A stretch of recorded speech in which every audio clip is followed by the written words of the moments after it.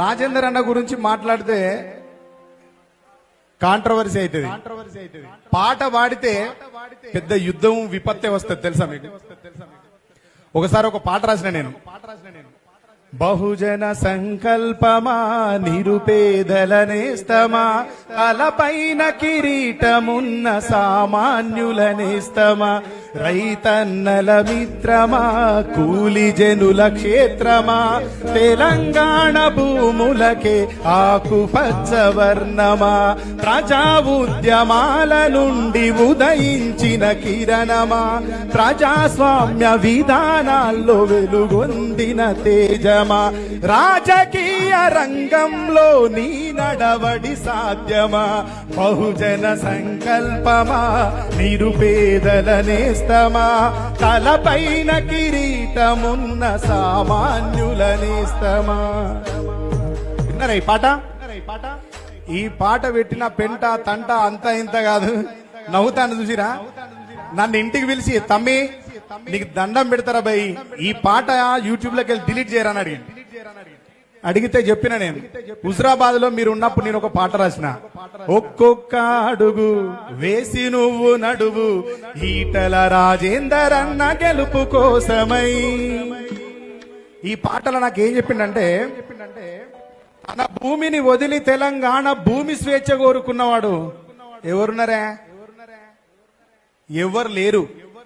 YS Rajasekhara Reddy గారు ముఖ్యమంత్రిగా ఉన్నప్పుడు, కరీంనగర్ వచ్చినప్పుడు, అన్న శాసనసభ పక్ష నేతగా ఉన్నప్పుడు పిలుచుకొని మాట్లాడుతానని పిలిస్తే ఆయన లోపలి పోతాడు. పోయినప్పుడు వైఎస్ రాజశేఖర రెడ్డి గారు ఏమరుగుతారు అంటే, ఏ రాజేంద్ర, తెలంగాణ రాదు కాదు, కేసీఆర్ తోని కాదు, నీతోని కాదు, నువ్వు కాంగ్రెస్ లో గలువు, నిన్ను కేంద్ర మంత్రిని చేస్తా, నిన్ను రాజుని చేస్తా అని మాట్లాడతాడు. ఆయన లేచి ఏం చెప్తాడు రాజేంద్ర అని అంటే, రెండు చేతి దండం పెట్టి, మీరేదో ముఖ్యమంత్రి పదవిలో ఉన్నారని, తెలంగాణ భూమికి ఏదో మంచి చేస్తారని, జరుగుతున్న ఉద్యమానికి ఏదన్నా ఆపి తెలంగాణని ఇచ్చే విధంగా మీరు కేంద్రంతో మాట్లాడి ఏదన్నా మాకు మంచి చేస్తారనుకొని వచ్చినా గానీ నేను ఈ నీచ రాజకీయాలు చేయడానికి రాలేదు అని తెగేసి చెప్పొచ్చాను తెలుసా మీకు? అట్లా చెప్పి రావడం వల్ల వచ్చిన పర్యవసానం తెలంగాణ వచ్చింది. తెలంగాణ రావడానికి ముందు వైఎస్ రాజశేఖర రెడ్డి గారితో ఈటల రాజేందర్ గారు ఈ మాట్లాడిన తర్వాత మధ్యలో సంఘటన జరిగింది. ఆయన ఇప్పుడు ఇల్లు కట్టుకున్న స్థలం నానుకొని ఓఆర్ఆర్ ఉంటది. యాక్చువల్ గా ఆ ఓఆర్ఆర్ ఇంకో 2 కిలోమీటర్లు ముందు పోవాల్సింది ఉండే. అది వెనకకి ఎందుకు వచ్చింది అంటే, తెలంగాణ ఉద్యమానికి డబ్బులు పెడుతున్నాడు ఎవడా అని ఎతికితే ఈటల రాజేందర్ అని తెలిసి, ఈటల రాజేందర్ని ఎక్కడ చంపుదాం అని ఎతికితే, అక్కడ ఆయన ఇల్లు కట్టుకునే స్థలంలో భూమి ఉందండి, దాన్ని మనం ముందుకేస్తేనే నష్టపోతుడు అని చెప్తారు, లేదా దిగొస్తాడు అని చెప్తారు.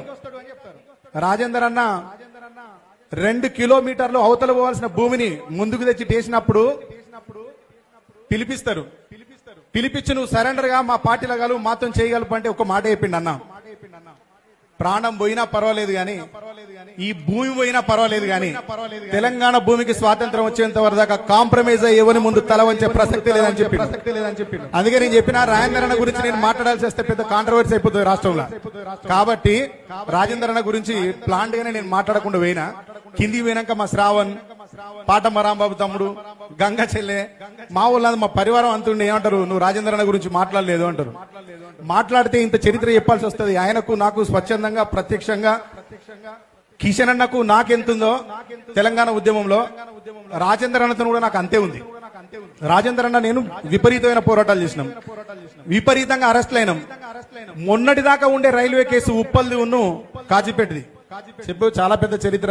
రాజేందర్ అన్న నేను చెప్పొద్దనే పోయినా, దీన్ని తప్పుగా ఎవరు భావించద్దు, చెప్పితే ఇంత చరిత్ర చెప్పాల్సి వస్తుందని చెప్పకుండా అయినా చెప్పమని ప్రోద్బలం చేసిన మా తమ్ముళ్ళకి, వేదిక మీద ఉండి ఓపిక పోయిన పెద్దలకి, ముందు ఉన్న మీ అందరికీ, మీడియా మిత్రులకి, ఈ కార్యక్రమానికి వచ్చిన అందరికీ, మా గోండు కళాకారులకు, ఒగ్గు కళాకారులకు, గుస్సాడి కళాకారులకు, ఒగ్గు కళాకారులు, డప్పు కళాకారులకు అందరికీ, ఈ సభ విజయవంతానికి తరలి వచ్చిన మీ అందరికీ పేరు పేరున కృతజ్ఞతలు తెలియజేస్తూ సెలవు తీసుకుంటున్నా. ధన్యవాదాలు.